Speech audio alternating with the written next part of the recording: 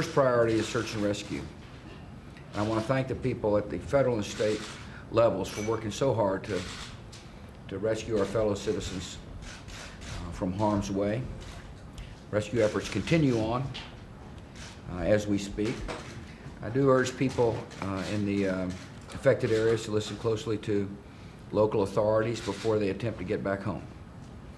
There are people now surveying damage and people reporting into the state as to the conditions there in the different communities. And it's very important for citizens who I know are anxious to get home to take your time and listen, take the advice of the local folks. Our priorities, along with the state and local folks, is to make sure electricity gets up as quickly as possible. And finally, debris removal. It's very important that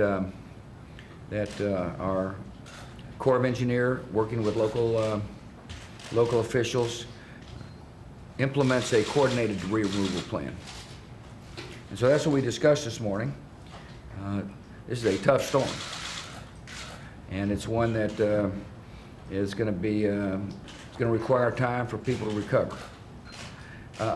As well, the Secretary of Energy briefed us on, preliminary reports on gasoline production, pipeline distribution, and it's a little early to fully assess where we stand. Although I can say that, one of the pipelines coming out of the Gulf Coast area is running, the Plantation Pipeline, and we are watching very carefully as to when the Colonial Pipeline can get up and running. In the meantime, as I mentioned yesterday, in coordination with the Department of Energy, we suspended, and the EPA, we suspended reformulated gasoline rules so it'd make it easier to import gasoline from abroad so as to take pressure off of our consumers. And I repeat what I said yesterday, that the federal government, along with state governments, will be monitoring very carefully as to whether or not consumers are being mistreated at the pump, in other words, gouged.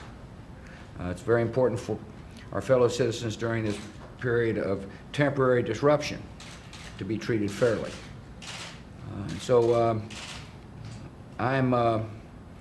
Have considered my plans over the weekend, and I will be going down to Texas on Tuesday to express the federal government's support, sympathy on the one hand and support on the other, for this recovery effort and rebuilding effort. Thank you very much.